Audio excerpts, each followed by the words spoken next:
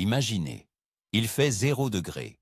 Le vent vous glace les os et vous insistez, sonde à la main, à chercher le poisson sur le fond, à 10, 15, 20 mètres de profondeur. C'est ce qu'on nous a toujours dit, pas vrai? En hiver, le poisson est collé au fond. Et si je vous disais que c'était faux? Et si la touche que vous attendez depuis des heures se trouvait juste 1 mètre sous la surface, pile sous votre nez? Dans cette vidéo, on va démolir cette vieille croyance.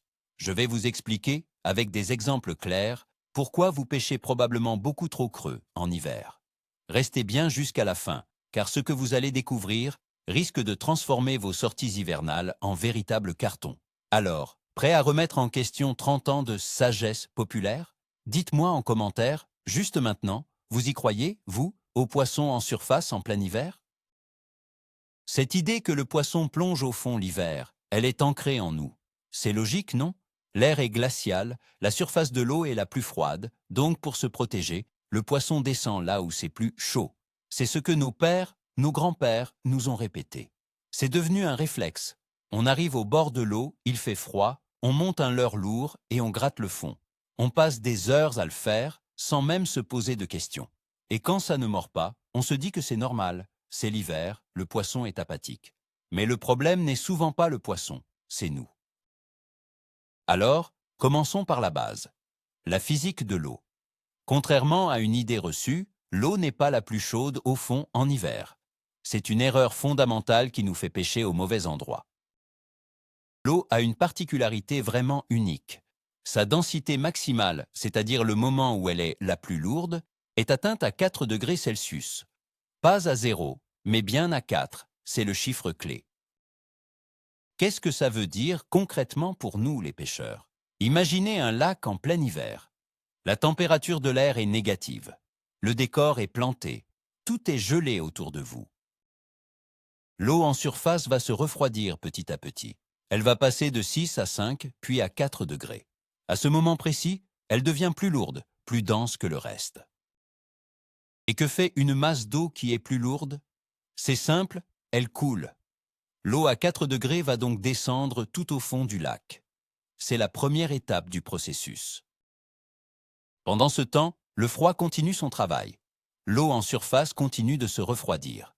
Elle passe à 3 degrés, puis 2, puis 1, jusqu'à 0. Et là, c'est le grand retournement de situation. Parce que l'eau qui est à moins de 4 degrés est en réalité plus légère que l'eau à 4 degrés.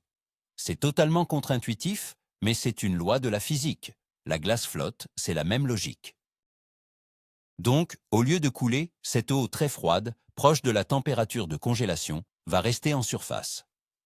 On se retrouve avec une couche d'eau glaciale en haut et une couche d'eau stable à 4 degrés tout en bas.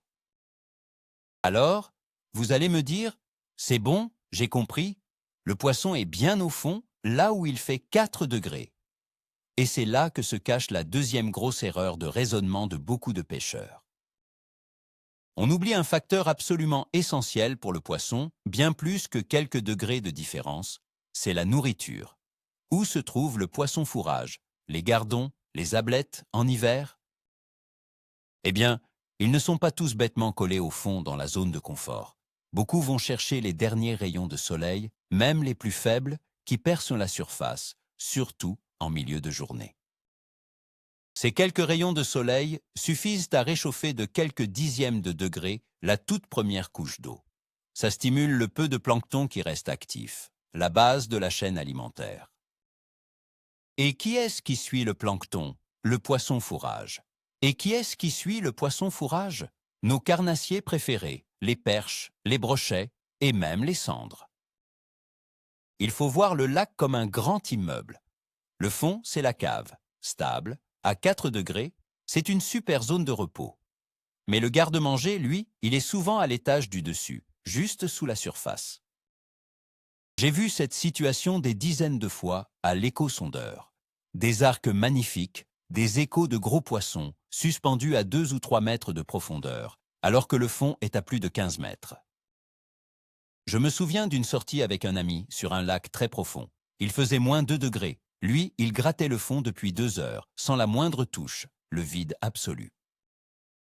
Par pure frustration, j'ai décidé de lancer un petit leurre souple, sans plomber, juste sous la surface, en le ramenant le plus lentement possible. La touche a été fulgurante, une perche magnifique de 40 cm. On a changé de stratégie immédiatement. On a continué comme ça, en pêchant uniquement dans les 3 premiers mètres d'eau. Résultat, on a fait une dizaine de poissons alors que tous les autres pêcheurs autour de nous se plaignaient que le poisson ne bouge pas. Le poisson n'est pas un animal stupide. Il ne va pas dépenser une énergie folle à descendre de 10 mètres pour se reposer, puis remonter de 10 mètres pour chasser une proie qui passe en surface. Il est opportuniste.